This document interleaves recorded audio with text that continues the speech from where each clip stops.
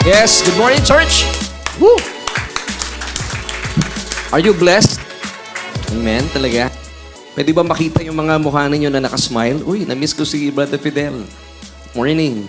Ba't nga yung mga katabi ninyo? Sabihin nyo sa kanila, Blessed Sunday morning. Yan. Sige. Pwedeng bumeso. Amen. Welcome to Solution Grace Church. And indeed, it's good to be in the house of the Lord. Kaya po ako natatawa, may naririnig ako eh. Gusto bumeso uli eh.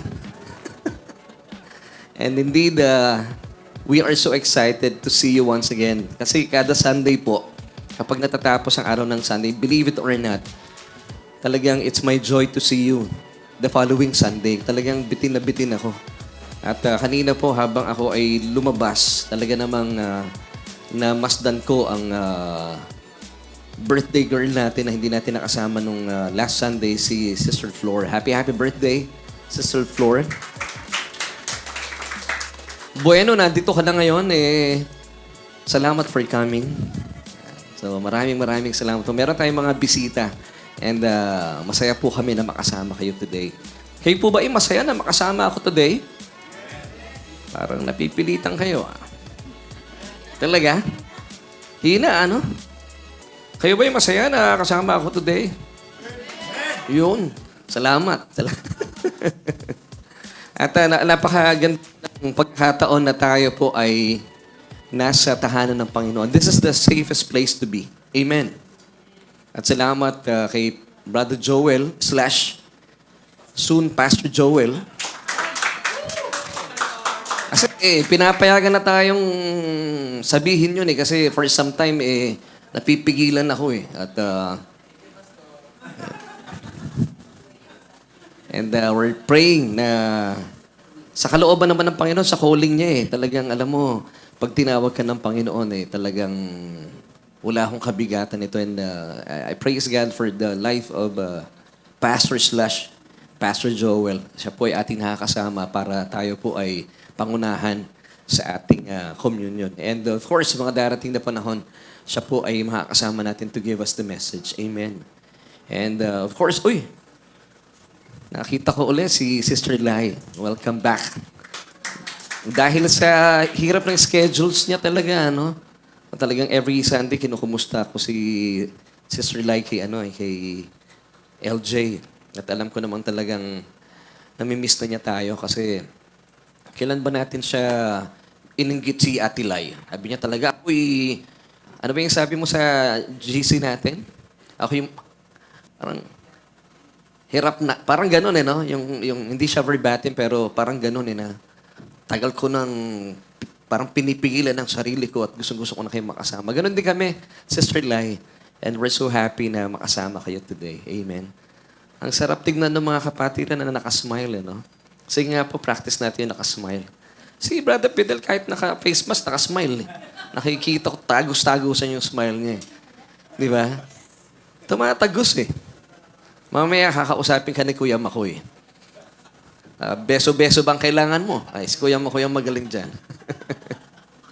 At napakaganda po ng pag-uusapan natin as promised. Tutuloy natin yung ating mga sinimulan nitong mga previous Sundays because yung first Sunday of this month, nung January 4, 2026, nagkaroon tayo ng bagong theme for 2026. At ang atin pong theme ay My God, My Abba. Say this with me. My God, My Abba. So ang ating pong Diyos ay hindi po siya nanatiling Diyos lang. Hindi lang niya tayong nilikha and then pinabayaan na. Hindi po. Siya po ay naging Ama para sa atin. So sa mga taong, mga kapatid namin na wala po kayong pamilya, wala kayong ama, o although meron kayong ama, pero, Pastor, absentee father yung aking ama You have a father in Abba. Diba? Ang sarap, no? Meron tayong tatay. At ipagpapatuloy po natin yan today. And as we move on, shall we pray, church?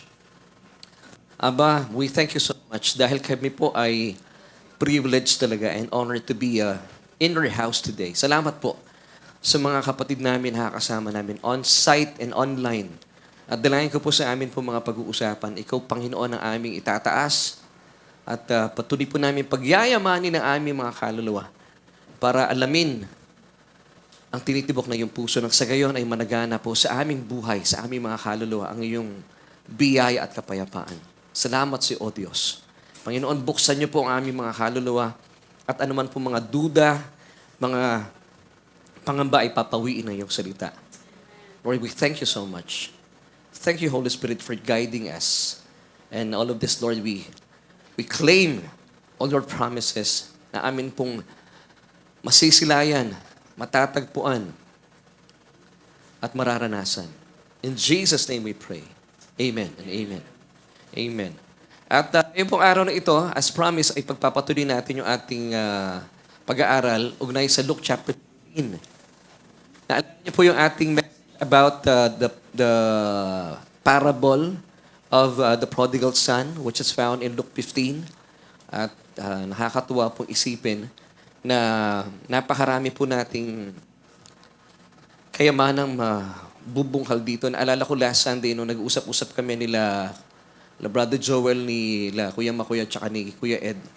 Sabi ni Kuya Ed sa akin, marami pa tayong malalaman talagang mga kayamanan sa Luke chapter 15. Pero basically for me, ito pong Luke 15 ay familiar po sa verses 11 to 32. Ito ay kilala na maraming churches sa panahon natin ngayon as the parable of the prodigal son.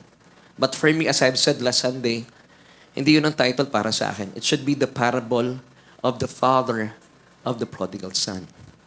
So tayo po sa ating church, we always focus yung ating mga pinag-uusapan hindi sa ating mga sarili. Because the gospel is all about Jesus and His finished work on the cross. Amen. Sabi ni Apostle Pablo in 1 Corinthians chapter 2, verse 2, "For I decided to know nothing among you except Jesus Christ the man, and Him crucified." So the gospel is all about Him. Hindi po ito patungkol sa atin. Kung kayo po nakakarinig ng mga preaching about yourselves at nilalagyan lang ng mga verses, hindi po ito gospel. I call it motivational talk or mga inspirational message lang. Pero ang gospel po, it should be focused on Jesus, the perfect man at the right hand of God, and His finished work on the cross. Yun lang po ang gospel. So, ibig sabihin, wala tayong ambag, wala tayong kinalaman. Tayo po yung mga beneficiary lang. Amen. So, lahat ng mga pag-uusapan natin, nakatuon kay Kristo. Ika nga po ng Biblia, we are more than conquerors in Christ Jesus. Come on, church, say this with me. We are more than conquerors in Christ Jesus. Alam niyo po, magandang ehemplo dito, magandang illustration. Si Jesus is a type of, pwede nating isalarawan siya bilang si Senator Manny Pacquiao. Siya po yung nakipagsutukan sa ring, nakipagboxing, blue, pink, pula, nabugbog, nanalo. At the end of, usually si Senator Pacquiao, mga 6 rounds lang, 8 rounds eh. So nung nanalo siya, natanggap niya yung premyo. Binigay niya kay Jinky Pacquiao. At nadamay pa si Mami D. Si Manny Pacquiao, siya ay conqueror. Siya ay nakipaglaban eh. Nabugbog siya, nanalo. Pero si Miss Jinky Pacquiao, walang galos. Nandun lang, nanood lang, nag-cheer lang. Tayo yun. Nasa kanya yung premyo. So si Jesus po yung nasaktan sa krus ng Kalbaryo, pero panalo. He is conqueror. But we are more than conqueror. Why? Walang galos, walang pagod. Hindi ka nga nag-practice eh. Hindi ka tinulungan ni coach. Sino nga yung coach ni... si Freddy Roach. Hindi ka paghalubilo kay Freddy Roach, pero lahat ng premyo nasa iyo. Na kay Miss Jinky Pacquiao. So we are more than conquerors in Christ Jesus. That's why the gospel is also known as good news. Di ba good news yun? Wala kang ginawa, wala kang iniambag. Ang ginawa mo lang, doon sa ring, nag-ano ka lang, nag-cheer ka lang. For Jesus' finished work on the cross. And in the case of Miss Jinky Pacquiao, nag-cheer lang siya para sa kanyang asawa. And mind you, church, tayo po ay kasal sa Panginoong Hesukristo. Kaya napakagandang illustration po nito. Amen. We are the bride of Christ. Kaya po lahat ng kayamanan na meron si Kristo, it belongs to us. 2 Corinthians chapter 1 verse 20 tells us, for all the promises of God are yes, and in Him, amen, to the glory of God through us. So nagmamanifest po yung mga blessings na to and favors sa ating mga buhay. And it gives glory to our Abba. Amen. Di ba? Kaya talagang we are so blessed. Umpisa pa lang. Pwede na natin tapusin yung ating preaching. Pwede na tayong mag-altar call. Pero I'm telling you, church, marami pa tayong pag-uusapan today. Amen? So bilang ating pong pagpapayaman sa ating kamalayan, sa ating theme for this year, My God, My Abba, ito po muna yung ating message for today. Binigyan ko ng titulo, The Riches of God's Inheritance in Christ. The Riches of God's Inheritance in Christ. Now, this is our question, church. Sa mga nanonood po online, please give us your message or yung answers po concerning this question. What are the riches of God's inheritance in Christ for us? Remember, church, sabi po muli ng 2 Corinthians chapter 1, verse 20, for all the promises of God, minus the curses, from Genesis to Revelation, for all the promises of God in Christ are yes. Kaya talaga mapapaganong ka eh. And in Him, amen, to the glory of God through us. So ang manifestations po ng mga blessings and favors ng Diyos, nakikita sa ating mga buhay. Kaya po ang tawag sa atin ng Biblia, we are karitu. Ano yung karitu? Highly favored. We are accepted. Kaya po kami nagsasabi sa inyo na pastor o sino man, o lingkod ng Diyos, sinasabi bilang isang mananampalataya, alam mo, sabihin nila sa iyo, disappointed sa iyo ang Diyos. That is not the gospel. The truth is, because of what Jesus did on the cross, sa mata ng Diyos, ikaw ay karitu. Someone say this with me, karitu. Ano yung karitu? Highly favored, accepted. So ibig sabihin, every time God looks at you today, and forevermore, galak na galak sa iyo ang Diyos. Hindi siya disappointed. Now, this was made possible through Jesus and His finished work on the cross. Wala po tayong ginawa para malugod sa atin ng Diyos. Kaya nalulugod sa atin ng Diyos is because we are now in Christ. The word in is a preposition of location. So pag sinabi natin in Christ, we are now in Him. It tells us also what we are today. We are the righteousness of God in Christ. So pag tinitignan ka ng Diyos, nakikita ka niya kay Kristo. Kaya siya po ay lugod na lugod. Kaya po dito sa church, napapansin niyo po even po yung praise and worship, umpisa pa lang, kita niyo naman si Ate Chi kanina. Kahit mabagal ng kanta, nakasmile. Yung mga tipong pag tinitignan mo si Ate Chi kanina, parang in love na in love. At damang-dama po niya yung pag-ibig ng Panginoon sa kanya. Amen? O baka nga in love talaga. Sa Panginoon. Yan si Kuya Fidel eh. Amen. So ito po yung ating key verse for this year. Para po sa ating tema, My God, My Abba. It's found in Romans 8:15. For you did not receive the spirit of bondage again to fear. Under the old law-keeping covenant, ang mga Israelita po in those days, dahil sila po ay nasa ilalim ng lumang kasunduan ng kautusan, sila po ay natatakot pag humaharap sila sa Diyos. Kaya po sinasabi nila kay Moises, pag humaharap sila sa Diyos, ikaw makipag-usap sa Diyos. Huwag kami. Dahil meron po silang elemento ng pagkatakot sa Diyos. Why? Because the old law-keeping covenant is based on man's performance. Pag nakasunod ka sa kautusan ng Diyos, perfectly, it should be 100%. Hindi pwedeng 99.5%. Hindi pwedeng 99.9%. Pastor, isa na lang eh. Hindi pwede. Kasi sabi po ng James chapter 2 verse 10, for whoever shall keep the whole law and yet stumble in just one point, he is guilty of all. So kaya po yung mga tao in the old covenant, ayaw nila makipag-usap direkta sa Diyos at sinusuong nila yung mga propeta and in the case of Moses, siya po lagi pinapaharap sa Diyos because they have this sense of fear before the Lord. Natatakot sila.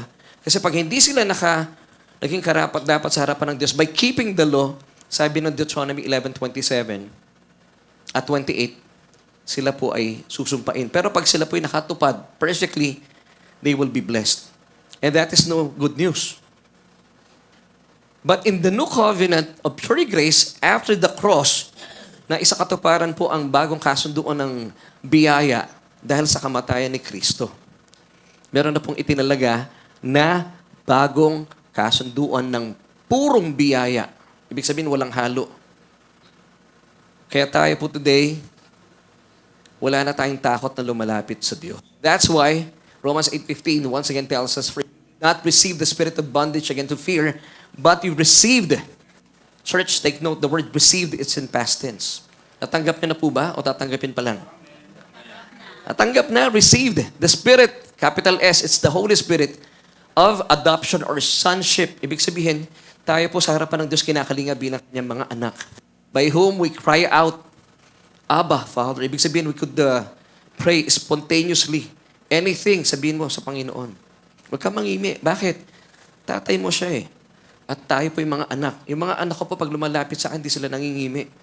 Hindi lumalapit sa akin si Aryan, yung bayista kanina. Hindi siya lumalapit sa akin at pag may kailangan, napaka-awkward man pag lalapit sa akin si Aryan, sasabihin niya sa akin, "Excuse me po, Mr. Duhot. Kailangan ko ng pamasahe, papasok sa eskwelahan." O kaya naman si Afia sabihin sa akin, "Pastor, napaka-awkward nun. Paano humihingi sa amin ng provision mga anak namin?" Pangkaraniwan, ganito po eh. "Dad, kulang to. Dagdagan mo." Sounds familiar, ano? Bakit ganun sila sa amin? Kasi alam nila mahal namin sila. At mind you mga kapatid, kakakain pa lang ng lunch, nagtatanong na ng dinner. Wow! At kapag kayo po'y dumalaw sa aming bahay, one time mapunta kayo sa bahay. Halimbawa, ako po yung mabagsik na ama sa kanila at yung bang tipong, halimbawa, nandun sa bahay namin, nandun sila LJ, sila Faith, si Narisa nandun, si Ate Chi. Sa labas pa lang ng bahay, pagdating namin, yung mga anak namin, tuwang-tuwa sila, ang ingay nila. Kasi nandun yung mga barkada nila. And then, pagbukas ko ng pinto, bigla silang tatahimik. Nila, Abes, yan, nandiyan si Daddy. Diba? Something is wrong. At maraming mananampalataya, ganun sila pag lumalapit sa Diyos. Kami po, pag kasama nila yung mga kaibigan nila, maamoy pa lang kami ni Arian. Sasabihin na, "Yes, Daddy, ako." Mga kaibigan din po namin, mga kaibigan nila. Ganun din po tayo sa Diyos. Hindi tayo natatakot. And that's why, once again, sabi ng talata, "For you did not receive the spirit of bondage again to fear." Pag lalapit kayo sa Diyos, dapat hindi kayo natatakot. Bilang anak, tatay niyo siya eh. But you receive the spirit of adoption or sonship by whom we cry out, "Abba, Father." Kung kayo po may takot sa buhay bilang mananampalataya, hindi po galing sa Diyos yan.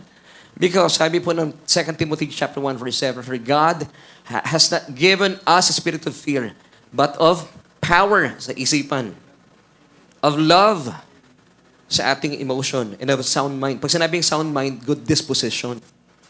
Maayos ang pagpapasya. So kapag ngayon po nakikinig kayo ng mensahe ng Ebanghelyo, di ba, napapawi po yung takot. Alam niyo, church, let me ask you, wag sasagot yung nakakaalam. What is the opposite of fear? O yung, ano yung antidote to fear? What do you think? Sagot ng marami, faith. Sino naniniwala ang faith is the antidote to fear? Wala. Anong antidote to fear? Love. The more na alam mo, mahal ka ng Diyos, ano bang takot pinapawi nito? Remember, 1 John 4:18? Perfect love. Kaninong perfect love? God's perfect love cast out fear. So, hindi faith. Love. God's perfect love. So, the more na alam mo, mahal ka ng Diyos, walang puwang sa'yo ang takot. Amen. Kasi alam mo, in love sa'yo ang Diyos. Sabihin niyo nga po ito, habang ilagay niyo inyong mga kamay sa inyong mga puso, in love sa akin ng Diyos. Wow. Sabihin niyo with conviction, in love sa akin ng Panginoon. That's why I love Him so much.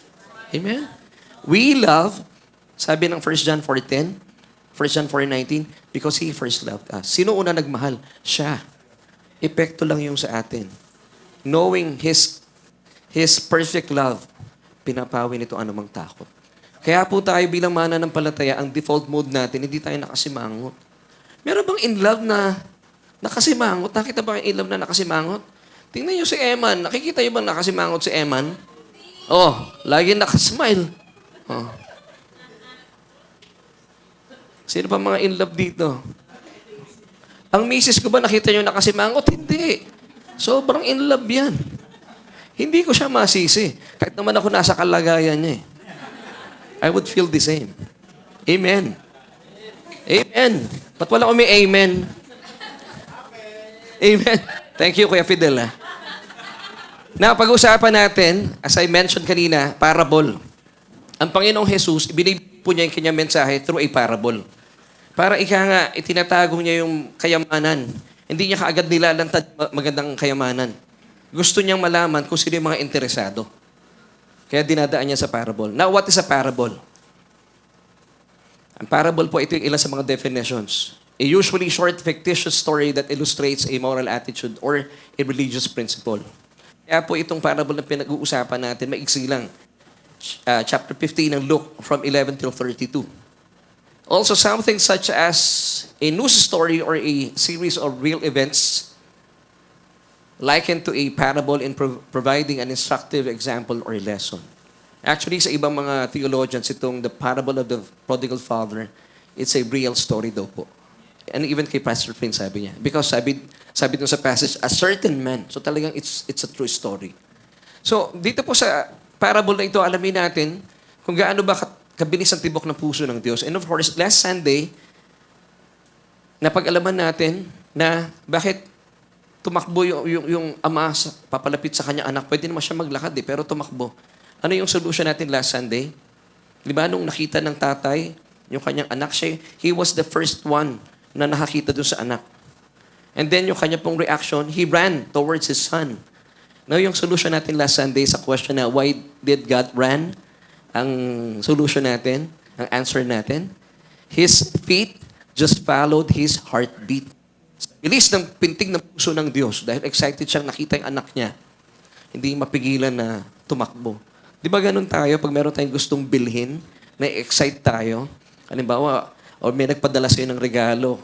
Ano yung mga talaga namang kinabibilis ng pintig ng ating mga puso. Or sinagot ka ng nililigawan mo at gusto mo ipagkita sa'yo, talaga naman. Kahit traffic, di ba? Parang madaan yung sasakyan, parang maubos na kayo. Gusto mo nang tumakbo eh. Ganun po kapag ikaw ay talagang excited. Dahil inaantabayanan mo yun. Ganun din po yung ama sa kwento. His feet followed his heartbeat. And that's why, last Sunday, sinagot natin yung question, why did God run? Ganun po talaga. Lumalapit ang Diyos. Sa kanino mang nagpa siyang lumapit sa Kanya. Patakbo, hindi palakad. Hindi niya sinasabing, ikaw ang umalis, ikaw ang matutong bumalik. Hindi ganun ang Diyos, no? So mga kapatid, alamin pa rin po natin. Ano ba talaga ang tinitibok ng puso ng Diyos para sa atin? Amen and amen. So ngayon, may mga pagkakataon na ilalahad po ng Panginoon ang Ebanghelyo, ang kanyang sarili, ang pagmamahal ng Diyos through a parable. You know why? Kasi ito rin po ang tinanong ng mga disipulo sa ating Panginoon Hesukristo. And this is his answers. Marami siyang sagot. Matthew 13, verses 10 till 13. And the disciples came and said to Jesus, why do you speak to them in parables? Verse 11, he answered and said to them, because it has been given to you to know the mysteries of the kingdom of heaven. But to them, it has not been given. Ito po yung tinutukoy yung mga taong walang interest about the gospel. Di ba yung mga bagay po na precious? Hindi natin basta-basta ibinibigay yan. Ganon din po ang Diyos. Di ba yung mga perlas? Ang mga perlas mo naman matatagpuan sa shore yan eh. Talagang sisisirin mo yun. Bakit? Perlas siya eh. Mamahalin siya. Ganon din po kayo mga kababaihan. Kapag meron man nililigaw sa'yo, pabayaan mo siya mahirapan. At ganyan din po tayo mga kalalakihan. Kasi kapag alam mong precious yung nililigawan mo o talagang man pinupursue mo, talagang bibigyan mo ng panahon. Di ba? Amen? Kaya naman, mahihirapan kang bitawan yun eh. Kasi sabihin mo talagang, pinagsumikapan ko ito. Ganon din po ang Ebanghelyo. Pinaka-iingat-ingatan po ng Panginoon ito at alam po, at gusto ng Panginoon malaman, sino yung mga interesado. At mga kapatid, importante po na magkaroon tayo ng interes sa mensahe ng Ebanghelyo. Kasi bagaman ito po itinatago ng ating Panginoon sa pamagitan ng mga talinhaga, Now, para po sa mga naghahangad na malaman yung mensahe ng Ebanghelyo, ibinibigay po ng Diyos yun. Pero sa mga taong wala pong ka-interest talaga, hindi po sila interesado, hindi po nila matatagpuan ang kapahayagan nito. Verse 12 tells us, "For whoever has, sino man ang mayroon, to him more will be given, and he will have in abundance."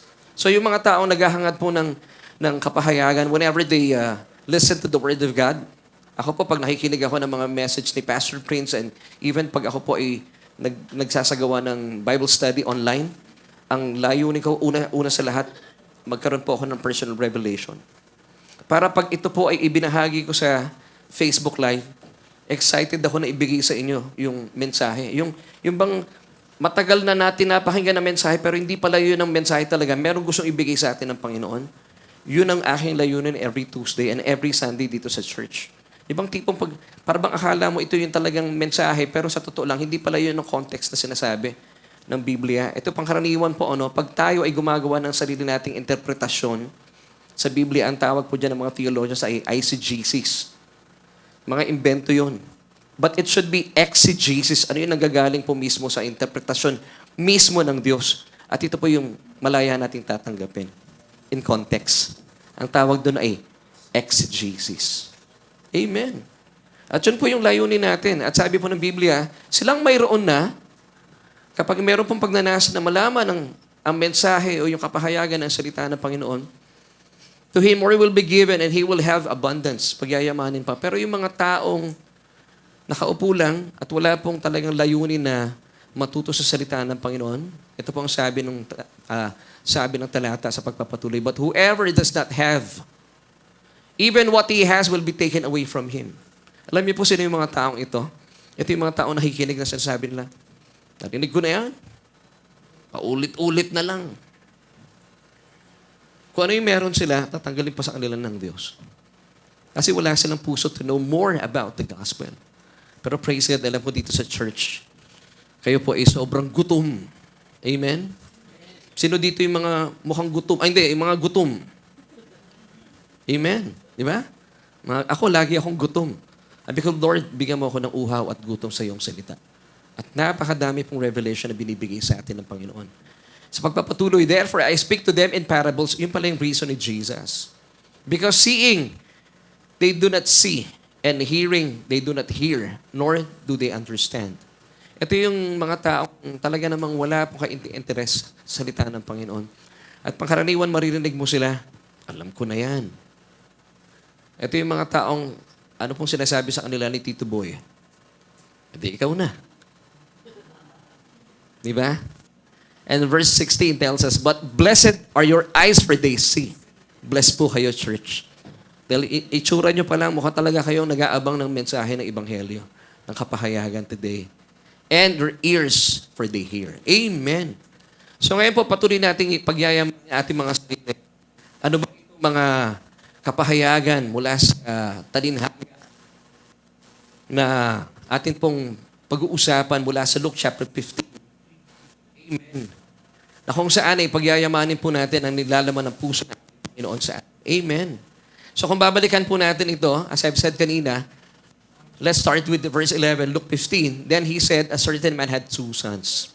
Kaya po para sa akin, yung parable na ito, it should be the parable of the father. You know why? Because sabi ng talata, a certain man. Bakit father? Kasi he had 2 sons eh. Di ba yung lalaki na may 2 anak, anong tawag sa kanya? Papa, daddy, tatay.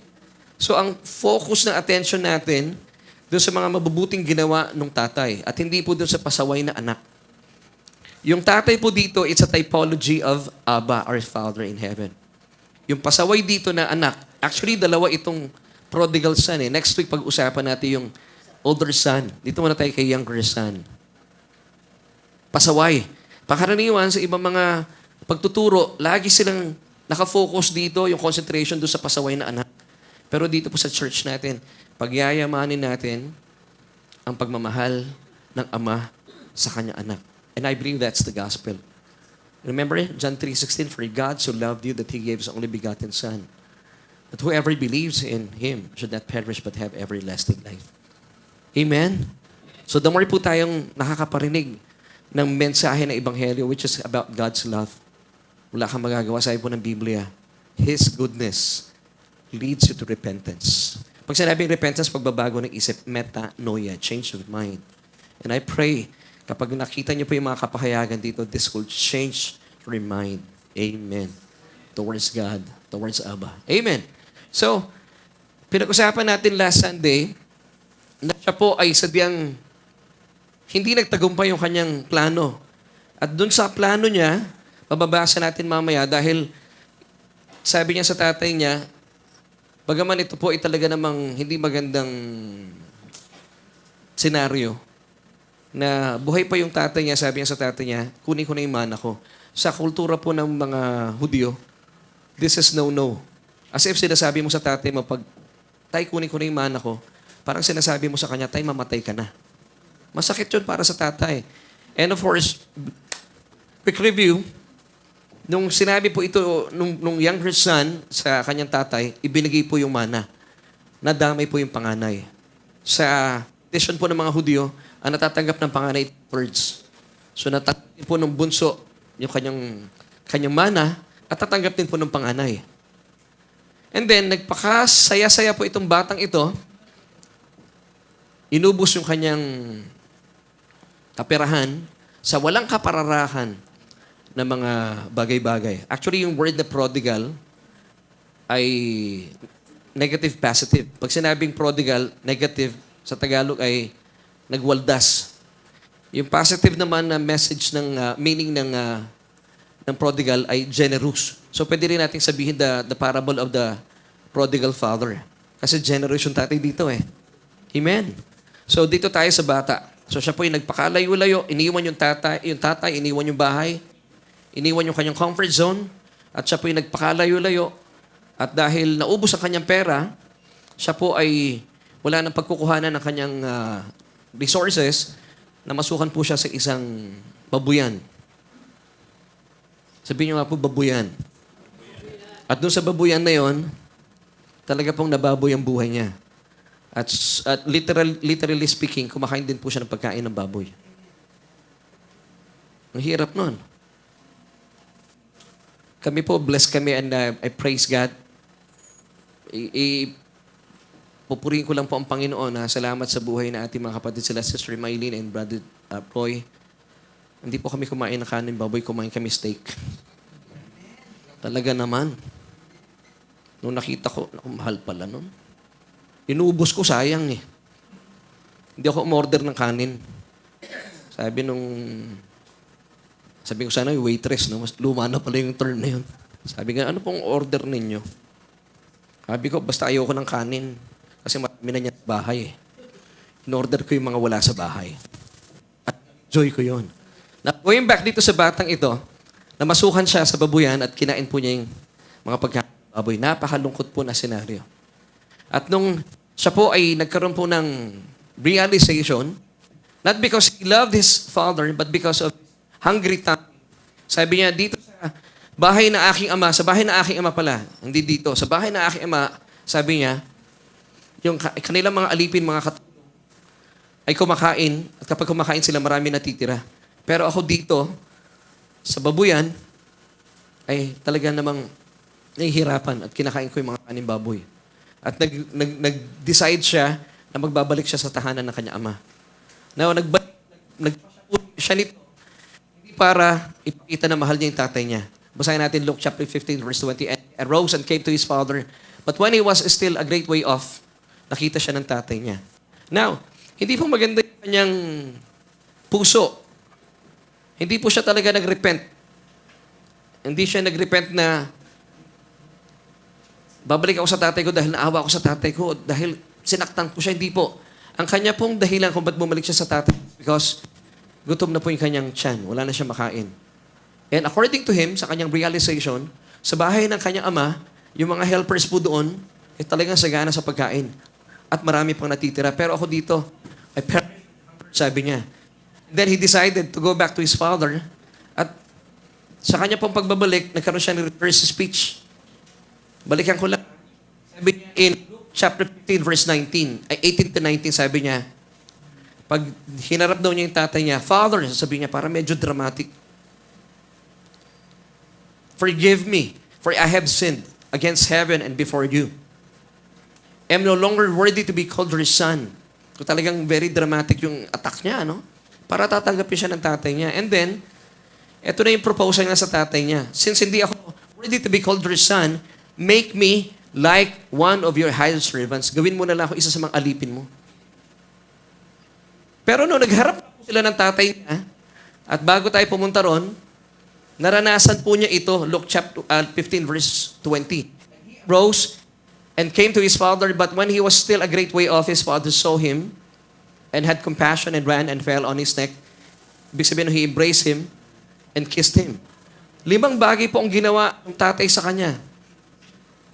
5 amazing things the father did to his prodigal son. Number 1, his father saw him. Siya po una nakakita. You know why? I believe nung umalis po yung batang ito, hindi na umalis yung bata, yung tatay sa kanya kinalalagyan. Kasi nabik siya na magbalik yung anak. Ikalawa, his father had compassion on him. Naawa siya sa anak niya. And then, his father ran towards him. Hindi niya hinintay yung anak niya.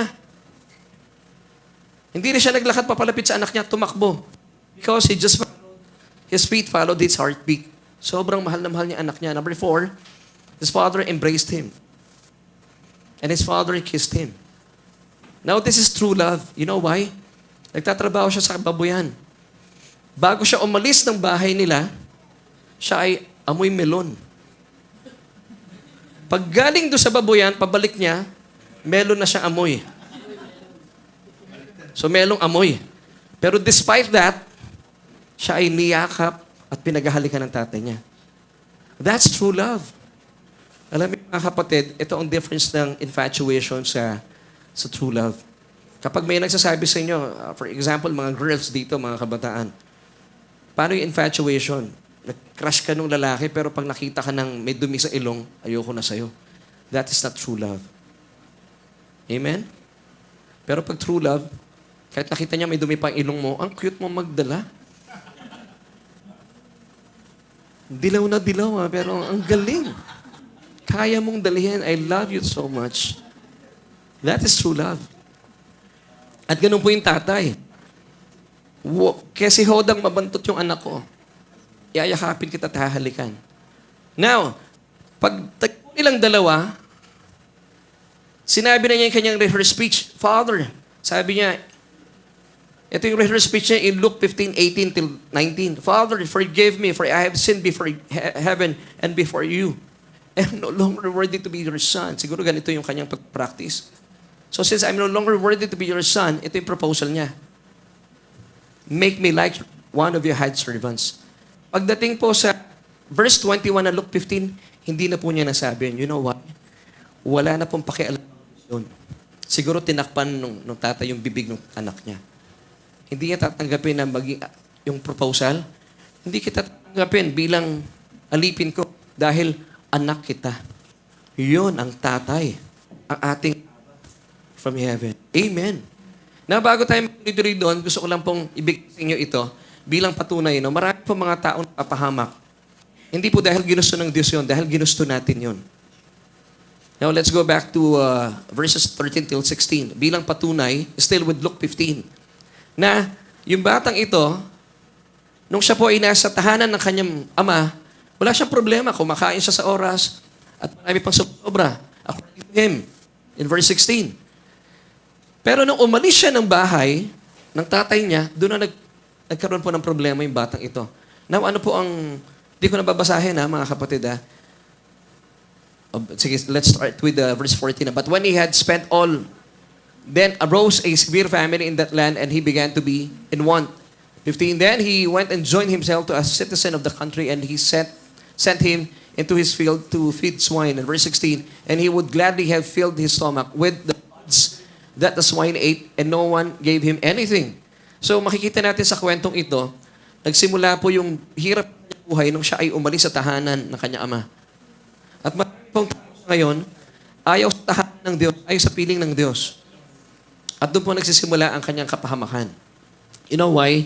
Maraming tao sa ngayon, inuuna nila ang kayamanan ng mundo. Wala silang pakialam sa kayamanan na ipin-provide na sa kanila ng Diyos. akala natin, yung paglayo sa Diyos at paglapit sa mundo, doon natin matatagpuan ang tunay na kayamanan. Pero sa totoo lang, hindi po yun ang sinasabi ng Biblia. And in context, pag binalikan po natin ang kasaysayang ito, doon po nagsimula ang mapait na karanasan nung younger son na ito. Nung sa bahay na kanyang ama. 2 chapter 1 verse 3. Would you believe, church, na lahat po ng bagay sa inyong buhay, pamumuhay at bilang makadiyos ay provided na ng Diyos? Amen. All you have to do, just believe it and receive it. Lahat po na kailangan natin sa buhay, provided na. And this was made possible through Jesus and His finished work on the cross. Doon pa rin tayo babalik. 2 Peter chapter 1 verse 3.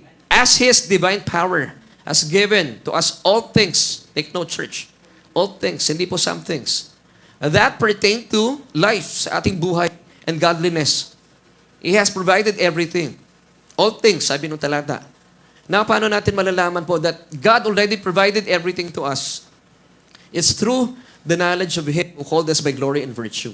So the more po natin inaalam ang puso ng Diyos of how much God loves you, doon mo marirealize. Kahit wala kang bagong kotse, kahit wala kang bagong cellphone. If you have Jesus in you, you've got everything. Daig niyo pa po ang SM. At lagi kong sinasabi kong SM. Sabi ng SM, we've got it all for you. Observation ni Miss, wala po silang hollow blocks. So, hindi pa rin lahat. Pero kapag na kay Kristo ka, nasa iyo na ang lahat. Sabi nga ni Padilla, daing mo pa si Padilla. Nasa iyo na ang lahat. Sabi mo sa sarili natin, nasa akin na ang lahat. Dahil kay Kristo. Amen. Kaya nga, Jesus is my everything. Amen. Magpapatuloy. Okay, yung sound ko parang nawawala eh. Okay? Tuloy natin. Matthew 6:33. Yung bata sa kwento, inuna po niya, ginawa niyang top priority, ang mundo. Pero bilang mananampalataya, ano po ang dapat top priority natin? Sabi ng Matthew 6:33, but seek first the kingdom of God and His righteousness, and all these things shall be added unto you. So ano yung God's kingdom? Believing that everything is well provided na ng Diyos sa iyo. That is God's kingdom. Sa kaharian ng Diyos, wala ka nang hahanapin pa. And of course, His righteousness. If you believe that you are the righteousness of God in Christ Jesus, alam niyo po yung hinahabol ng mundo? Kapag ginawa mong top priority yung God's kingdom and God's righteousness, hahabulin ka ng mga pangangailangan mo. Yun ang sikreto. Wow. So ngayon, hindi na tayo mahabol sa mundo. Ano pong pinapursue natin? God's kingdom and His righteousness. So if you make God's kingdom and His righteousness your top priority in life, talaga namang hahabulin ka po ng hinahabol ng mga tao sa mundo. Why? Because the script, this verse is telling us, and all these things shall be added to you. Wow. So the more na hindi, yung tao masyadong abala sa kayamanan ng mundo, pero tayo po hindi. Bakit ko ipopursue yan? I've got Jesus in me. Sasabihin mo, Pastor, madaling sabihan yan. Ewan ko, madali po para sa akin eh. Sabi ko nga, nung naintindihan ko at binigyan akong kapahayagan ng mensahe ng Ebanghelyo, aaminin ko po sa inyo, dati po materialistic din po ako eh. Pero nung nalaman ko, I've got everything in Christ, nakakatawa nga eh. Ang dami ko pong pinagpipray ng mga bagong kotse, pinapabless nila. Pero minsan may bumubulong sa akin, bless ka na bless ng kotse ng iba, wala ka naman sasakyan. Ano? Nakakasakay naman ako. Sa mga sasakyan na hindi ako nagdadrive, may sarili akong driver. Diba? More than conqueror. Yun, nakarelax pa ako. Ikaw ako nagdadrive, hindi ka maiidlip eh. So, what's my point? Ang point ko, you have to see the good in every situation. Kasi blessed po tayo. We are carried too.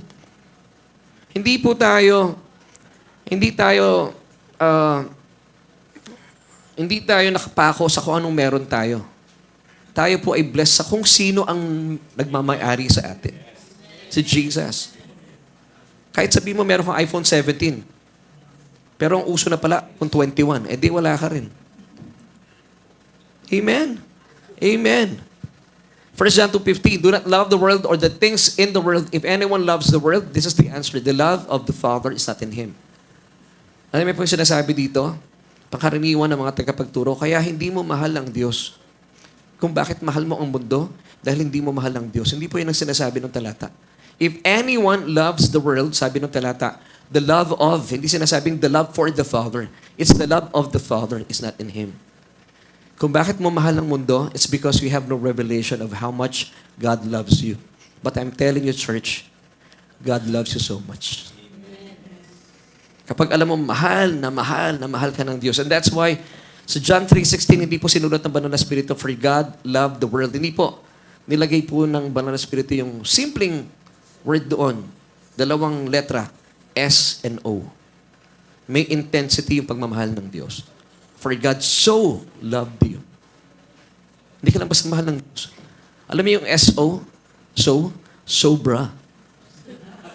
Sobrang mahal ka ng Diyos. Sobra talaga. So, if anyone loves the world, he has no revelation of how much God loves him. Pero tayo po, bakit nawawala na yung pagmamahal mo sa mundo? Kasi alam mo, mahal ka ng Ama mo sa langit. Nakita nyo, ginamit dito ng talata, Father, because the love of the Father is not in Him. But because you have a revelation of how much God loves you, how much your Abba loves you, pansinin nyo po, hindi tayo ng materialistic. Tayo, alam natin, blessed tayo today to be a blessing. Pero yung mga taong materialistic, pansinin niyo po, nakaganyan laging kamay niyan. Ang hirap magbigay. Alam mo kung bakit hirap sila magbigay? Nahirapan nilang kunin yun eh. Di ba? Pero kapag alam mo may nagbibigay sa'yo, mas madali ka magbigay. Hindi ka nahihirapan eh. Kaya po yung mga tao sa mundo, wala silang revelation about God's love, about Abba's love towards them, pinaghirapan nila yun eh. Siyempre, mindset nila, pinaghirapan ko kaya itong bibigay ko sa'yo. Ano ka? Sinuswerte? Yun po mindset nila. Pero tayo hindi. We are blessed to be a blessing. Kasi tayo po yung recipient lang of God's blessing. Lahat po ng tinatanggap natin, favors mula sa Diyos. Undeserved favor. Unearned favor, unmerited favor. Also known as grace. So the more po na alam natin, tayo po ay recipients lang, receivers lang. Tayo po yung blessed. And God is the blesser. Kaya mas madali tayong mag-bless din ng ibang tao. Kaya pansin nyo, you may revelation about God's grace, hindi kuripot. Tingnan nyo nga yung katabi ninyo, tanungin nyo, kuripot ka ba? Hindi. Sabihin mo sa kanya, hindi ako kuripot kasi recipient lang ako ng God's blessings eh. Amen. Do you see this, church? Kaya hindi tayo materialistic eh. Kung anong meron ka, kontento ka. Amen. Amen. Kasi hindi naman yun nag-define sa'yo eh. Kung ba hindi branded ang damit mo, hindi ka tao, tao ka pa rin. Pero alam mo kasi, ang nagmamay-ari sa'yo, ang iyong Ama sa langit. Kaya panalo ka na. Amen. Amen. Palakpakan natin ang Panginoon. Now, Ephesians chapter 1, verse 23 tells us, the church you see is not peripheral to the world. The world is peripheral to the church. Dito po nagkakatalo ang maraming mananampalataya. Kung bakit marami po mga materialistic, even ibang Kristiyano. Because after Sunday, pagdating ng Monday, ang mindset ng ibang Kristiyano, eto na naman ako sa totoong mundo. Ang totoong mundo po, nakaikot tayo sa church. Because, sabi dito ng talata sa pagpapatuloy, the church is Christ's body. Sa atin pong pamumuhay sa mundong ito, ang mindset natin, kay Kristo. Hindi yung pagdating ng Monday until Saturday, makikipagsapalaran na naman ako. Hindi po. Ang buhay po ng Kristiyano, hindi po striving, but thriving.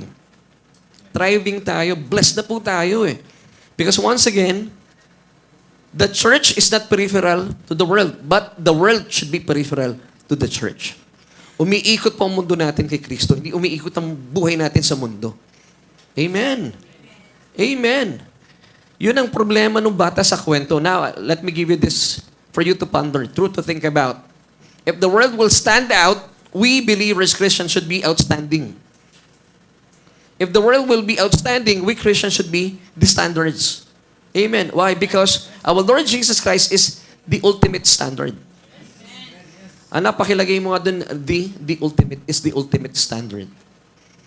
Kasi sabi po ng Biblia, hindi tayo mga buntot, tayo yung mga ulo.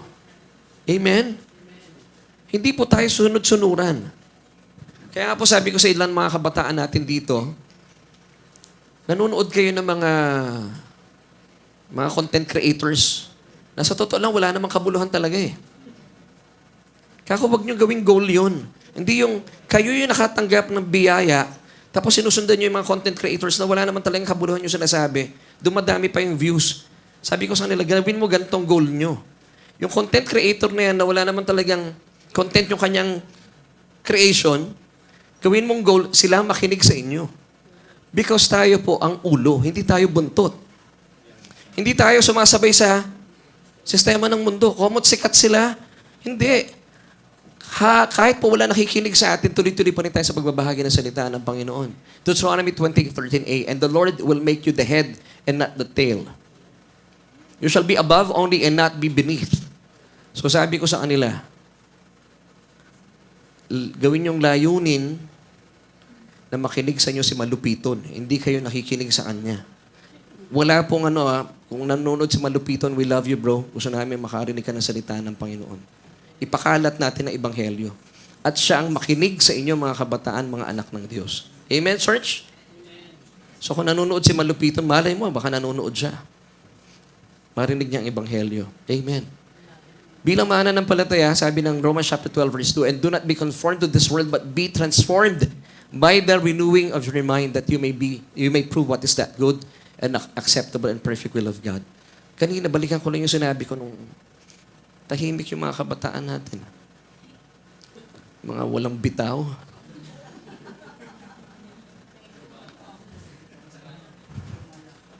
Tandaan nyo kayo mga kabataan ng mga anak ng Diyos, kayo ay wala sa grupo ng mga naghihikahos. Kayo ay pinagpala. Amen. Amen. Yun. Dapat may palakpak yung mga kabataan. Parang bigla kayo tumamlay Now, bakit po dapat yung attitude natin ay hindi tayo makamundo? Gaya po ng bata sa kwento. Because hindi na po tayo talaga mamamayan ng mundong ito. Philippians 3:20, for our citizenship is in heaven, from which we also eagerly wait for the Savior, the Lord Jesus Christ. Hindi na tayo tiga-mundo. Tayo po ay citizens of heaven. 1 Corinthians 13, verse 5. Now, going back to the kwento, dito na tayo. Yung bata sa kwento, the younger son, kung atin pong babalikan, talaga naman pasaway. Dahil mas minatamis pa niyang humiwalay sa piling ng kanyang ama, umalis sa kanilang tahanan. Yung kanilang tahanan, it's a type of heaven. Provided lahat. Siya rin naman ang nagsabi. Nung umalis siya, nagwalwal po siya, nasaktan, nagutom. Talaga namang napakalaki po ng kaibahan mula sa buhay niya nung siya po ay nasa piling ng kanyang ama. Pero nung siya po ay lumisa na sa piling ng kanyang ama, doon po siya nagdusa. Pero sa kabila po ng kanyang pagiging pasuway at suwail, nung lumapit siya sa ama, ito po ang Diyos natin. I'm telling you this good news. Ang atin pong Ama sa langit, hindi po siya nagtatago ng talaan ng ating mga pagkakamali. 1 Corinthians 13:5b, it keeps the record of wrongs because He is a God of love. Amen. Hebrews 8 verse 12. This is the main clause of the New Covenant kung bakit po naparito ang Panginoong Jesus. Para maranasan po natin ang kanyang pagmamahal. At ang revelation po ng kanyang pagmamahal, mind you church, forgiveness, kapatawaran. For I will be merciful to their unrighteousness and the sins and the lawless deeds I will remember no more. Wala po siyang talaan ng pagkakamali. Hindi yung pagdating natin sa langit, meron pong malaking screen ng television at tatayo si Nanay Ophel. Tapos makikita ni Nanay Ophel ang buhay niya. Naku po. Talaga naman. Tapos susunod na sa likod, nandun si Ate Maisa na. Siyempre, nakakabahan na si Ate Maisa, di ba? Sabi niya kay Lord, Lord, kabi-birthday ko lang, huwag mo papakita lahat. Di ba? Ganun ba ang Diyos natin? Hindi po. Hindi ako tatayo sa harapan ng Diyos para ipahiya ako ng Diyos. No. Because at the cross, Jesus bore your sins. Wala na po siyang ipapakita pa. Binura na lahat ang iyong kasalanan. For I will be merciful to your unrighteousness and your lawless deeds. Ano sabi ng Diyos? I will remember no more. Amen. Kaya, ganun din po ang ginawa ng ama doon sa kanyang anak. Pag lumapit siya. Kasi dapat naman talaga gamitin mo yung free will mo. Bagaman, self-centered po yung bata, pero he decided to go back to his father. Kahit pumali yung kanyang rason, yung kanyang dahilan, hindi naman niya mahal ang tatay niya, kaya siya bumalik. Ang rason lang niya, gutom lang ako eh. Kaya po sa church, sinasabi ko, kung may darating po dito dahil nakita lang na may pagkain, okay lang yun.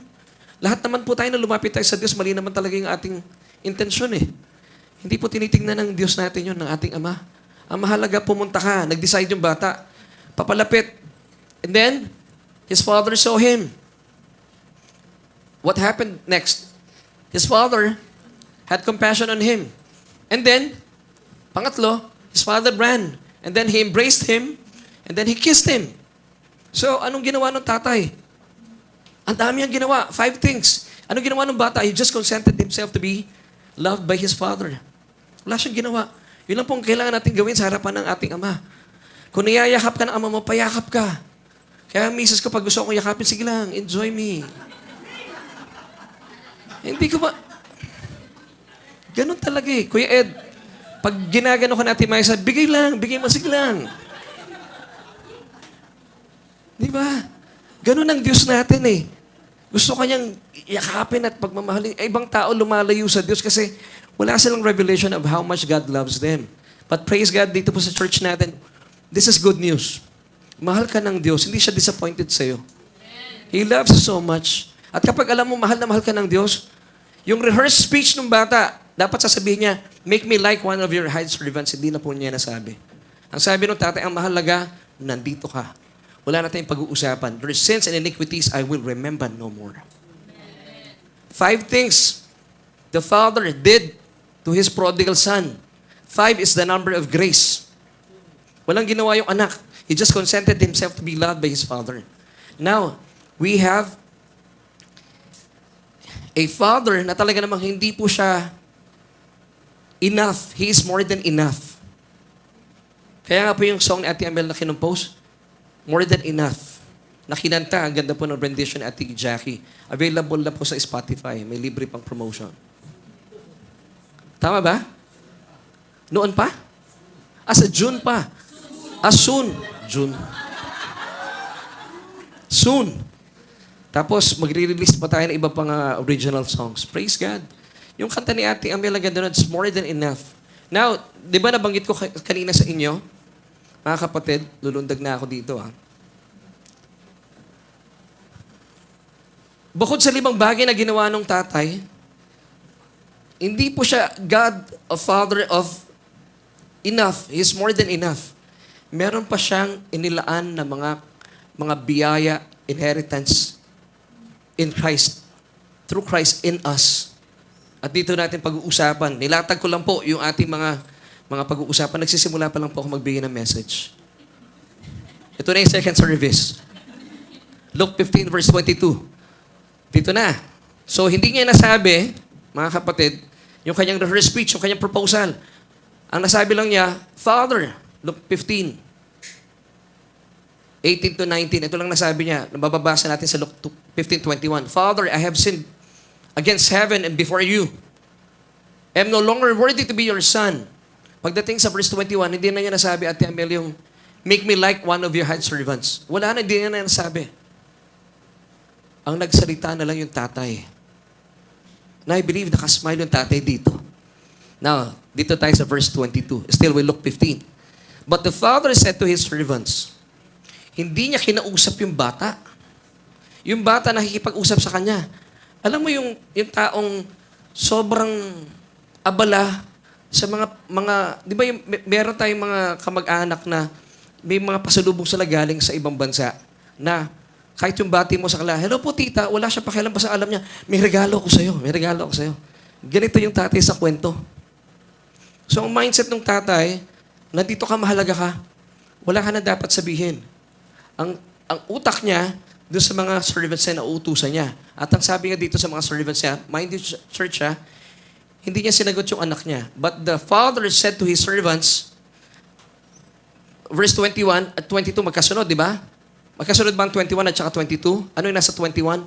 Father, forgive me, for I have sinned against heaven and before you. I am no longer worthy to be your son. Hindi siya sinagot ng tatay niya. Ang kinausap ng tatay niya, yung servants niya. Kaya hindi na niya nasabi yung kanyang proposal, make me like one of your hired servants. Kinausap niya yung servants niya. Anong sabi ng tatay? Bring out the best. Dito muna tayo. The best robe and put it on him and put a ring on his hand and sandals on his feet. Now, why? Because Galatians chapter 4 verse 6 tells us, and because you are sons, God has sent forth the Spirit of His Son into your hearts, crying out, Abba, Father. Ang tingin niya doon sa bata, hindi mo kailangan sabihin yung proposal mo. Hindi kita alipin. You are my son. Wow.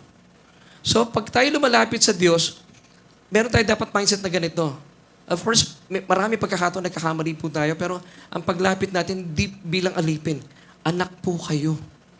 Tanggalin nyo na yung mindset na alipin ako ng Diyos eh. Kahit nagkakamali po tayo, let's face it, wala kang magagawa, mabuti ang Diyos. And that is grace. Pag lumapit ka sa Diyos, magkaroon ka ng palitan mo na yung mindset mo, ang Diyos natin is sobrang mapagmahal. And God's perfect love casts out fear. Amen. Now, going back to Luke 15:22. But the father said to his servants, hindi niya kinausap yung anak niya, hindi niya sinagot, bring out. Inutusan niya yung servants niya. Bring out the best robe. Now, gaano ka-special itong anak na ito? And put it on him. Di ba yung mga CEO, pag nagsusot ng suit, may tigas lagay? Ako mag-isa nagsusot ng suit ko eh. Pero dito, bakit napaka-special po ng bata sa tatay niya? Inutusan yung mga servants niya na ang gagawin lang ng anak, igaganon lang yung kamay, papasok dun sa robe.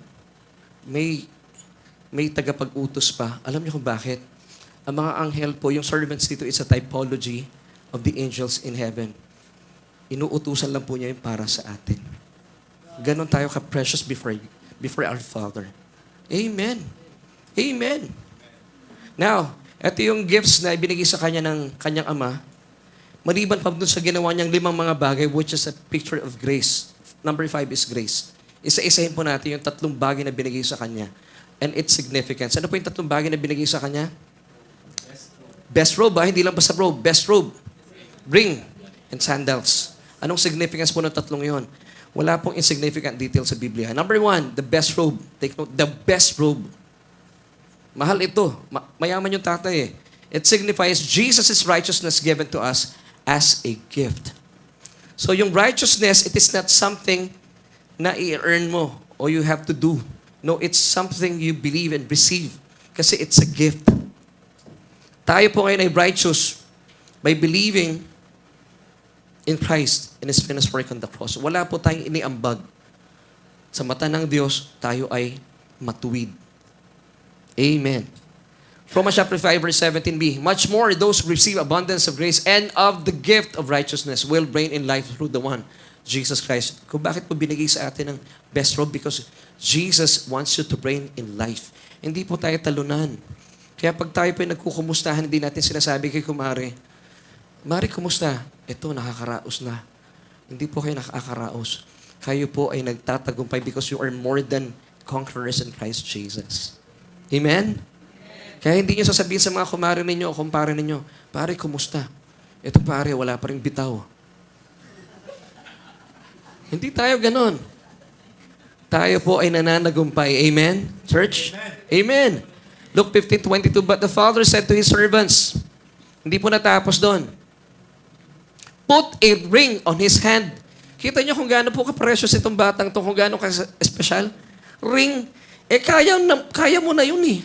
Pwede namang sabihin ng tatay, oh, ito ring, suot mo, laki mo na kaya. Anong ginawa nung tatay? Inutusan yung servant niya. Put a ring, nakaganon lang siya. May pagod ba yung bata? Wala. Now, anong revelation dito? God wants you to consent yourself to be loved by your Father. Yun ang gagawin natin. Mahirap ba yun, church? Ganyan po kabuti ang ating Ama sa langit. Put a ring on his hand. Sino po naglagay ng ring? Servants. Hindi po servant servants. Madami. Why? Mayaman yung tatay. Mayaman ang Ama natin sa langit. Amen. Ano po ang significance ng ring? It signifies right and authority that we are children of God. Karapatan natin yan na binigay sa atin ng Diyos. John 1:12, but as many as received Him, to them He gave the right to become children of God. Praise God. Wow. John 14:14, if you ask anything in my name, I will do it. Di ba? Meron tayong authority in Jesus' name. Praise God. Luke 15:22. Tuloy po natin. And sandals, put sandals on his feet. Pati ba naman sandalyas? Pwede na lang ibagsak ng servant yun eh. Suot mo na. Bira naman. Hindi. Sabi nung ama, put sandals on his feet. Ang gagawin lang ng bata, grabe. Pag tinignan mo, spoiled tong batang to. Di ba? Mga kapatid, this is you. Despite sa ating mga pagiging pasaway at pagiging suwail. Now, I believe, sabi ng Biblia, Romans chapter 2, verse 4, God's goodness led this younger son to repentance. Wala siyang nagawa. Church, now, sandals on his feet. Ano pong significance noon? Our assurance that we are forever God's children and not slaves. Now, bakit sandals? Ang mga sandalyas po nung panahon ng ating Panginoong Jesus sa mga Hudyo, hindi po lahat nakakapagsuot ng sandals. Yung mga slaves po nakatapak. Meron din po mga slaves na naka-sandals din para malaman natin anong klaseng sandals ang binigay ng tatay sa batang ito, sa kanyang anak. May dalawang sandals po dito. Dito muna tayo. Galatians 4:7, therefore you are no longer a slave but a son. And if a son, then an heir of God through Christ. Kaya binigyan siya ng sandalyas eh. Tagapagmana ka, lahat ng lalakaran mo, property ko yan, anak. It belongs to you. Wow! Kaya pansinin nyo lahat ng nilalakaran nyo, blessed. Hindi pong sasabihin doon sa, di ba, pag pumapasok tayo sa mga boutique, mga tindahan, dati walang pumapasok doon sa boutique na yon eh. Walang bumibili ng kung ano man, pero pagpasok mo, na dumadami ang customers, hindi po swerte yun. Huwag kayong naniniwala sa swerte, ha? Malas yun. Okay? Now, going back to sa sandals. Dalawang uri po ng sandals po during Jesus' time. Ano po kaya yung binigay dito ng ama sa kanyang anak? The first one, it's known as sandalon. Ano yung sandalon? A slipper or sole pad used by common people. So may mga, may mga common people, yung iba slaves, yung mga slaves wala talagang sandals yan. Pero yung mga common people, mga ano lang, yung mga nakakaraos lang, ang ginagamit nila sandalon. Yung mga mayaman naman sa sosyedad, ito ang ginagamit nila, hupodima. Sabihin nyo nga po, say this with me, hupodima or hupodema. Anong difference? Kung yung isa a slipper or sole pad used by common people, ito naman po shoes or sandals made from leather used by rich people. So what do you think ang ibinigay ng ama sa kanyang anak? Hupodema. Bakit? Mayaman yung tatay. So mayaman ang tatay natin, hindi pwedeng maghirap ka. Sasabihin ng ibang tao, nako, prosperity gospel yan, pabayaan nyo sila. Kung kayo po ay hindi kayo naniniwala sa prosperity na bigay sa inyo ng ama, pag nakakasalubong niyo inyong kapatiran, huwag niyo sasabihin na God bless you. Di ba? Ayaw niyo ma-bless kayo eh. Tapos aakusahan niyo kami ng prosperity gospel. Gusto ng Panginoon, prosperous tayo. Gusto ng Panginoon, happy ka. That your joy may be full. Amen. Mayaman yung tatay, bakit ito bibili ng sandalon? Kaya afford ko naman ng hupodima. So yun ay binigay ng tatay. Ganon din po tayo. Minsan pa nagpipray kayo, kagaya na sabi ko kay Mrs., nung araw po nung wala pa kami sa biyaya, pag nagpipray kami, para bang feeling namin, lagi kami nagmamakawa sa Diyos, gusto namin laging, alam mo yung parang victim pa nagpipray, may ganun eh. Parang, Lord, bigyan mo po ako ng bag, kahit ano lang, kahit yung simple lang. Sabi ko, ma, huwag ka nang ganyan mag-pray. Baka matanggap mo green bag ng SM. Kasi bag lang pinagpipray mo, make it, be specific. E di maglambing ka sa Panginoon. Ako, dami kong paglalambing sa Panginoon. Binigay ng Panginoon eh. Amen. Bakit hindi natin hingin? Kung kaya ng tatay niya yung hupodima, ba't hindi mo hingin yung hupodima? Ba't nagsisettle ka for sandalon? Oh. Ngayon, kung ayaw nyo ng prosperity, bahala po kayo. Pero, bigyan nyo sa amin, Lord. Ano sabi ng Luke 12:32? Do not fear, little flock, for it is your Father's good pleasure to give you His kingdom. So why not ask? Mga kapatid, we have a good Father. Amen. So, tuloy natin, church ha. Hindi po natapos dun sa tatlong bagay na yon. Quick review. Ano po yung binigay ng tatay sa kanya? Best robe, the ring, and Kupudima. Wow. Now, walang napahamak dito. Alam niyo sino lang napahamak? Yung fatted calf. And, isa pang bagay anong sabi ng tatay dito in verse 23 na po tayo? And bring. Nandun na naman yung bring. Yung bata nandun lang, walang ginagawa. Inutusan niya servant siya, and bring the fatted calf. Ano po yung fatted calf? Sa Tagalog, pinatabang guya. Ba't siya pinataba? Dahil special po yung calf na ito, guya na ito. Ibig sabihin, pinakain siya ng masustansyang pagkain. Bakit? May pinaghahandaan po itong fatted calf na ito. Amen.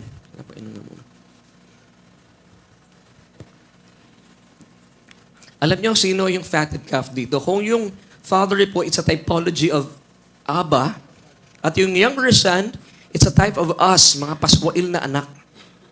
The fatted calf here is our Lord Jesus Christ. Wow. Siya po yung pinatabang guya. Why? Siya po ay minamahal ng Diyos. Pinakaiingat-ingatan. Walang bahid ng kasalanan. Inihanda po niya ang kanyang anak bilang pantubos sa ating mga kasalanan. Wow. Pinataba siya. Jesus is God's treasure in heaven. Amen. Now, sabi ng Matthew 3:17b, "This is my beloved Son in whom I am well pleased." Grabe, ano?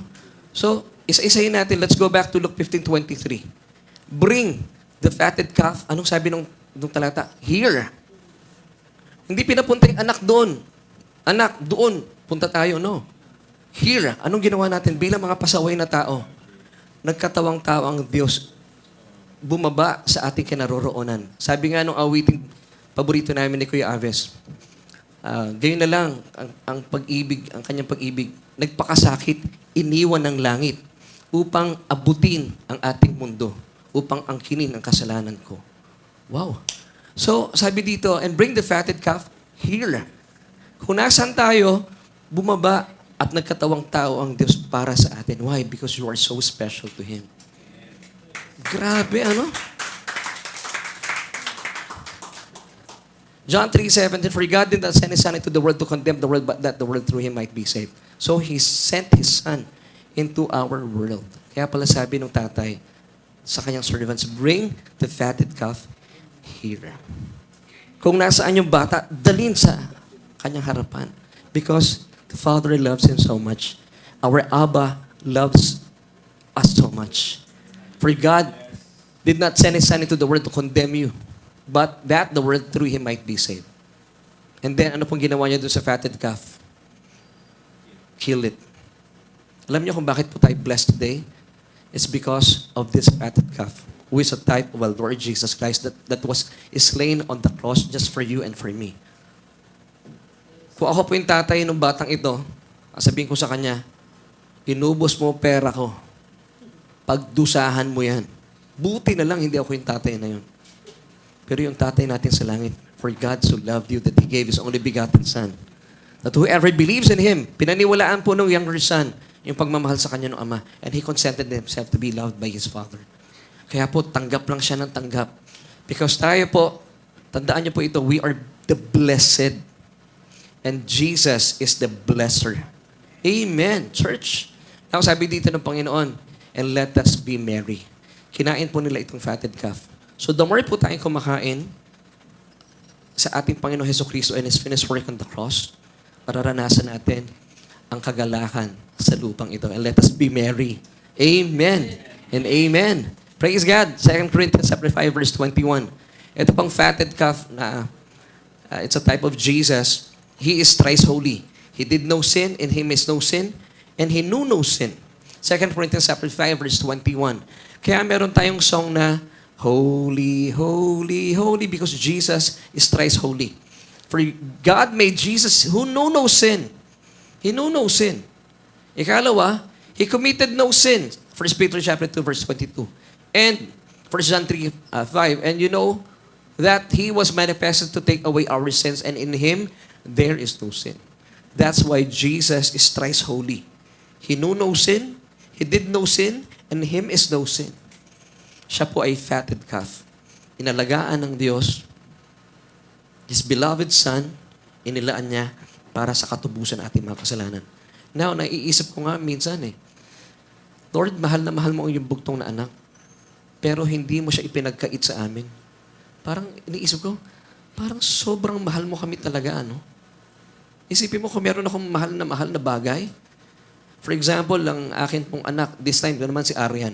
Kasi lagi kong ginagawa example si Avis. Bawa si Arian ay magiging dahilan para kayo po'y maligtas sa inyong kapahamakan.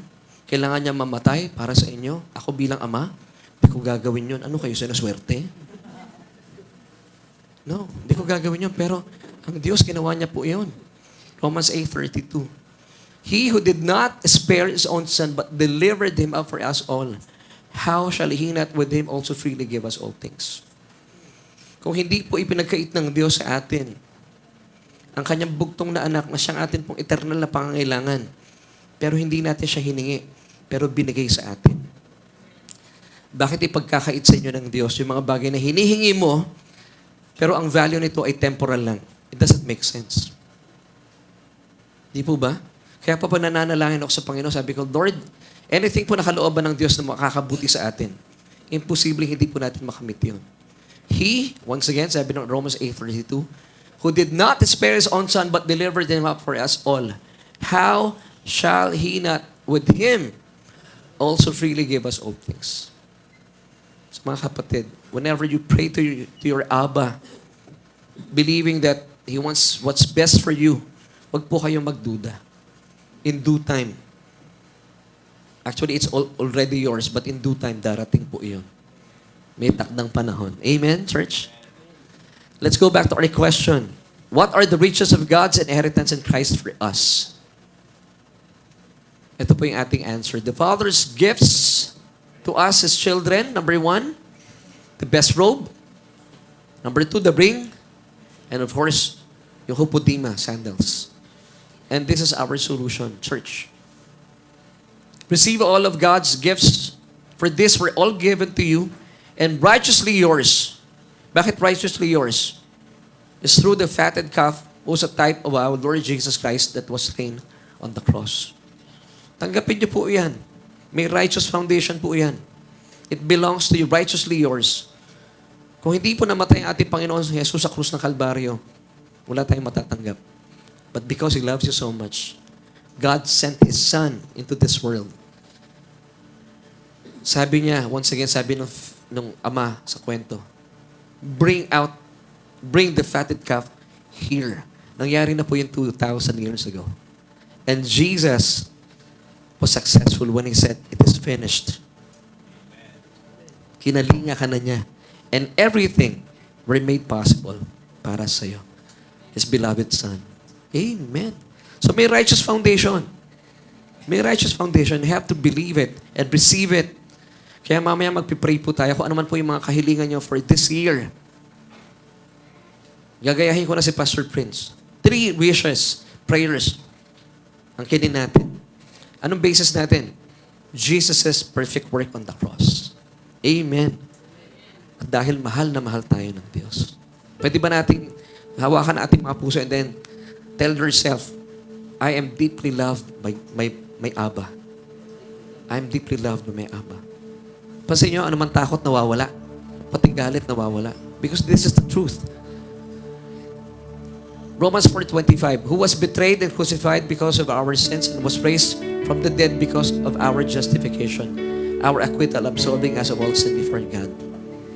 Because you are forgiven, because of the finished work of Christ on the cross, lahat po ng gifts na yan, yung ating inheritance, are rightfully yours. All because of what Jesus has done on the cross. Wow! Ewan ko, church, pero ako, naiiyak ako sa pag-ibig sa atin ng Ama. Napakasarap. And this is the gospel church. Diba? Kaya wala tayong katatakutan this 2026. Napakaganda po ng future natin.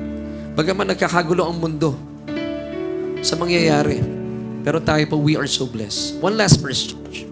Romans 14:17. For the kingdom of God is not eating and drinking, but righteousness, That's the best road. And peace. That's the bring. May kapayapaan ka, alam mo, you have the authority. And joy in the Holy Spirit. That's your sandals. Kapag alam mong meron kang kagalakan, ang sarap maglalakad, di ba? Believing na lahat ng property ng Diyos, ng iyong Ama, belongs to you. Wow! Amen. Yan ang riches of God's inheritance in Christ. So church, we are so blessed. Anong dahilan para hindi tayo mag-church at magbigay po ng papuri sa Panginoon? Lahat naman po na ginagawa natin sa mundo, wala tayong ambag, lahat po biyaya, di po ba? Kaya I would like, before we sing a song for our Abba, gusto ko munang imbitahan, ikaw kaibigan, kababayan, o kung meron man po dito na wala pang relasyon sa Panginoon, alam mo, kung hindi po natin nararanasan yung buhay na ganap at kasiyasi, it's because wala po kayong relasyon sa Diyos. Nakikita mo lang siya bilang Diyos. But this is no accident. Gusto ng Diyos, makita mo rin siya at ituring mo siya bilang iyong Ama. Gusto niya maging tatay mo siya at gusto niyang yakapin ka as you are. Gusto niyang paghahalik-halikan ka as you are. So you could come to Him now as you are. Kailangan mo lang gawin, receive Him. Receive His Son as your Lord and personal Savior. So pray this prayer with me. At buksan niyo po ang inyong mga puso paniwalaan that siya po ay binuhay, ang ating Panginoon Jesucristo ay nabuhay at binuhay na kanyang Ama mula sa kamatayan, and you shall be saved. Amen. So pray this prayer with me. Kung meron pong gustong tanggapin ng Panginoon, O Diyos, kinikilala ko po ang aking sarili. Hiwalay po sa inyo, walang magagawa. Maraming salamat, O Diyos, dahil binigay mo sa amin ang iyong pinatabang guya, ang iyong anak na si Jesus, na siyang nagdusa at namatay sa krus ng Kalbaryo. At simula po sa araw na ito, tinuturing ko siya bilang aking Panginoon at tagapagligtas. Dahil naniniwala po ako na sa kanyang pagdurusa at kamatayan doon sa krus ng Kalbaryo, lahat ng kasalanan ko ay winakasan na. At makalipas sa 3 araw, siya ay nabuhay maguli mula sa kamatayan bilang patotoo at patunay na ako sa iyong harapan, Ama, ay pinaging matuwid mo na. Salamat po sa iyong kaloob na kaligtasan at sa buhay na walang hanggan. At salamat din po na ako'y tinanggap mo sa iyong tahanan. Ng aking pangalan ay sa din nakasulat na sa aklat ng buhay. Amen at amen. So, friend, if you prayed this prayer of acceptance, welcome to the family of God. Dito ka na at manatili po kayo sa biyaya ng Panginoon. Purihin ang Panginoon sa inyong mga buhay. Church, tayo po tayo as we sing Cruz before I pray for you.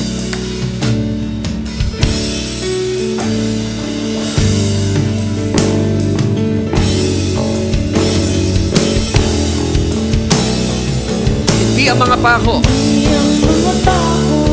nagpanatili sa krus kay Jesus, kundi ang pagmamahal niya lubos. At sa kasalanan tayo'y tinubos. Hindi ang mga pako sa krus kay Jesus, kundi ang pagmamahal niyang lubos.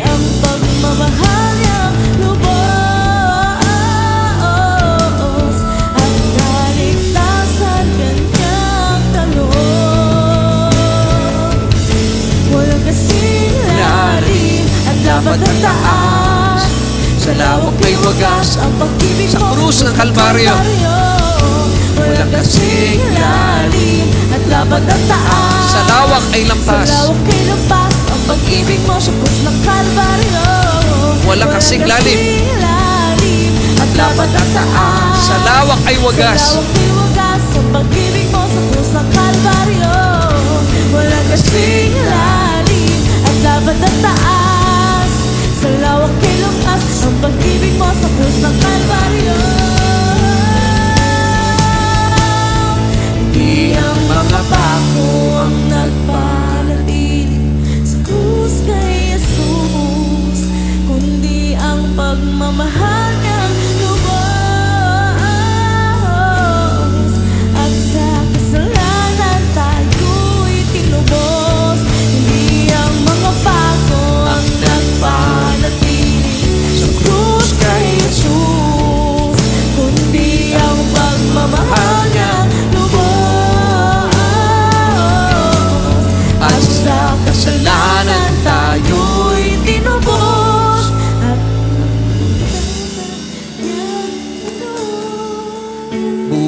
buhay niya sa atin. Si Jesus sa krus. Si Jesus sa krus. Church, gaya po na ating solution kanina. All of God's gifts are righteously yours. So ngayon pong bagong taon, bago pa man ang bagong taon, nasa third Sunday pa lang tayo. Meron kayong mga prayer request. Tatlo. And I would like to give you this opportunity. Sabihin sa Panginoon yun. Sabihin natin sa ating Aba. Tatay, gusto kong isanay natin itong ating mga pagtawag sa ating Ama. Aba or Daddy. Pwedeng Papa. Itay. Kung ano man po yung pinakabagay na gusto nyo mangyari ngayon 2026. 3 prayer request. Pwede natin sabihin. Nang sa gayon, ano man po yung inyong mga bigat sa buhay ay mapawi na. Sabi nga ng Biblia, that your joy may be full. Ang Diyos, happy ka. And I'm telling you this, gusto ng ating Ama sa Langit, gaya natin bilang mga ama, gusto natin mga anak natin masaya. Nagagalak, punong-puno ng buhay. So ano man po yung mga kahilingan, simulan natin panalangin ngayon. Church, kausapin niyo iyong Ama sa Langit. First prayer request, sabihin niyo po ito. Come on, open your mouth. First prayer request. Abba, we thank you so much. We have access, easy access, because of what Jesus, your Son, did at the cross. Salamat. Ang mga pabor mo sa amin ay talaga nag-uumabon. Narito po ang iyong mga anak. Yung mga prayer request. Yung kanilang first prayer request. Panginoon, binubuksan namin ang aming mga puso. Ano man kabigatan, ano mga pagnanasa namin na gusto namin matupad. That our joy may be full. Search ngayon pa lang, yung first prayer request nyo, magpasalamat na tayo in advance, believing that provided na po yan at sinagot na ng Panginoon. Next, second prayer request, sabihin niyo po sa ating Ama, that your joy may be full. Panginoon, salamat. Amin pong sinasabi at nilalakad ang aming mga request na ito sa inyo.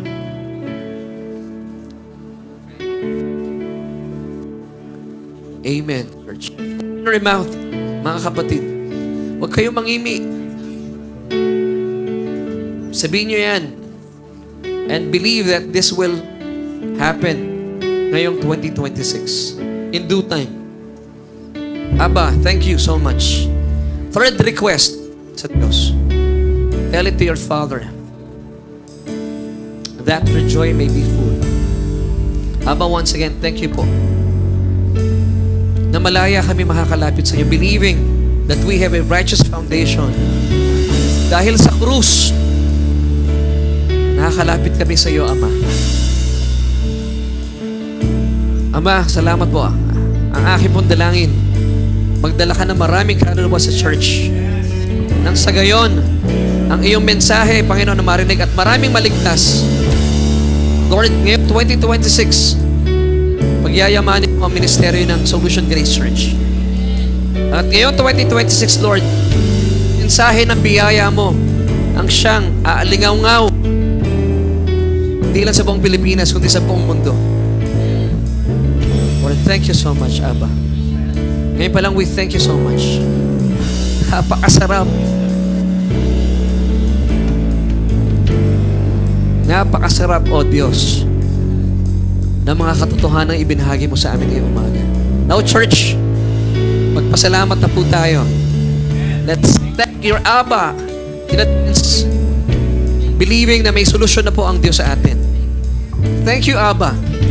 Salamat po. Kung may mga nanalangin po for provision, for healing, thank you, Lord. And even yung mga maliliit na request, Lord, alam kong hindi po makakawala sa inyo. Lalo digit, Lord, yung mga malalaking request, Lord, because gusto mo humingi kami ng malalaking bagay sa inyo, believing that you are a mighty, almighty Abba. Church, thank your Abba in advance. Abba, we thank you so much. Purihin ka, Ama. Thank you for loving us. Napakabuti mo, On. Lord, this we pray. In Jesus' name. Amen. Amen. Stay blessed, church. Praise God. Praise God. See you. Sige po, makakaupo na tayo. Di ba?